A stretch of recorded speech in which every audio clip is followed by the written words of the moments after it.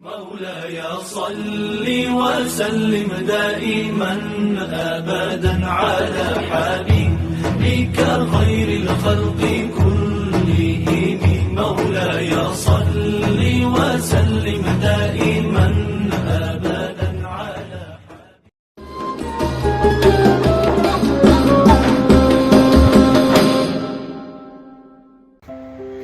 Assalamualaikum warahmatullahi wabarakatuh. Alhamdulillahirabbil alamin. Wassalatu wassalamu ala asrofil anbiya'i wal mursalin wa ala alihi wa ashabihi rasulillahi ajmain. Amma ba'du.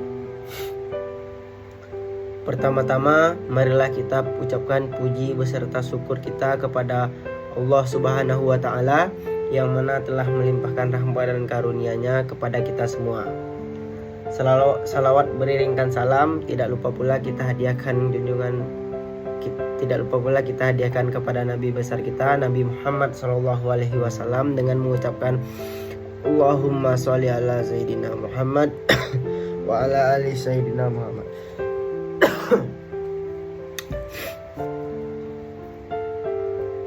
Teman-temanku yang dirahmati Allah Subhanahu wa Ta'ala, hari ini saya ingin menyampaikan sebuah nasihat yang sangat penting, yaitu tentang anak muda, generasi yang penuh semangat dan harapan. Generasi muda bukan hanya sekedar fase usia, tetapi juga masa yang menentukan arah hidup seseorang dan arah bangsa kita ke depannya. Yang pertama, anak muda dalam pandangan Islam. Dalam Islam, anak muda bukan dianggap sebagai beban, tetapi kekuatan Al-Quran menyebutkan kisah-kisah pemuda yang luar biasa. Salah satu dalam surat Al-Kahfi ayat 13, yang artinya ayat ini menggambarkan bahwa anak muda punya iman teguh akan selalu dapat pertolongan dari Allah Subhanahu wa Ta'ala.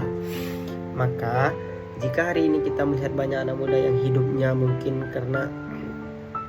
karena ia jauh dari nilai-nilai, maka jika kita lihat banyak anak muda yang hilang arah, mungkin karena ia jauh dari nilai-nilai iman. Yang kedua, itu ada pemuda hebat di masa Rasulullah.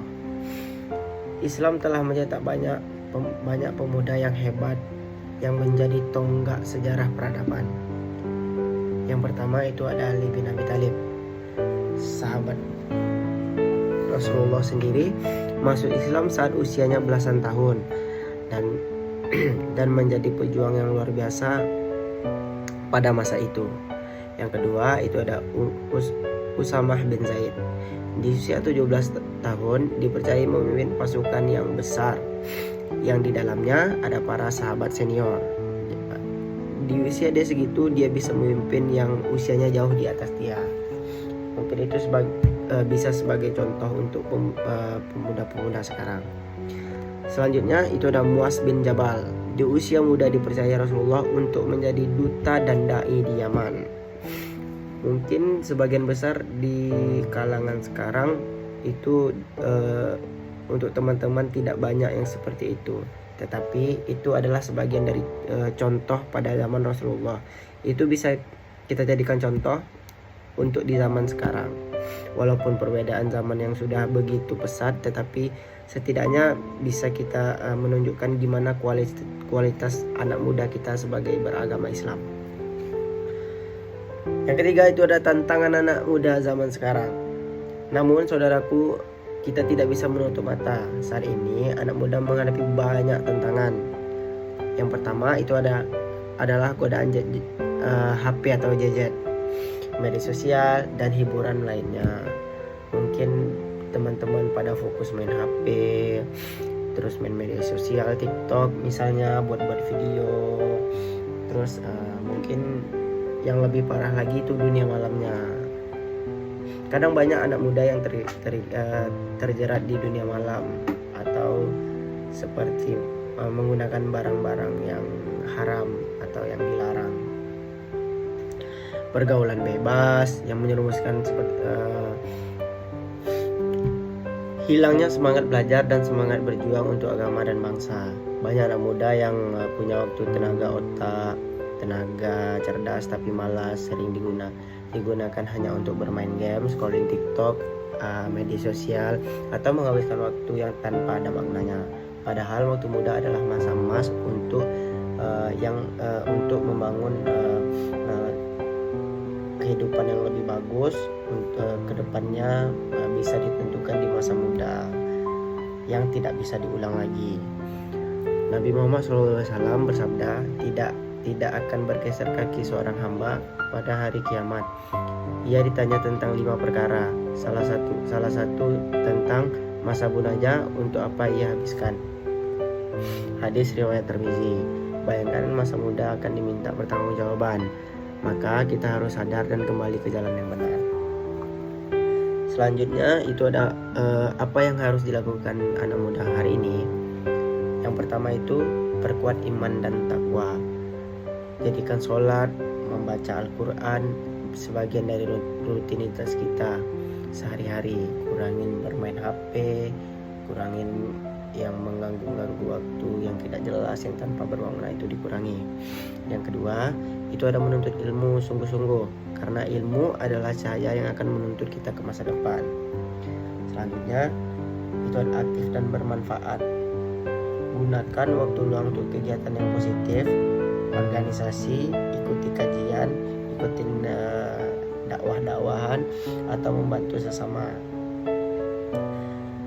Yang terakhir, hindari maksiat dan pergaulan bebas, karena itu pintu kehancuran baik di dunia maupun di akhirat.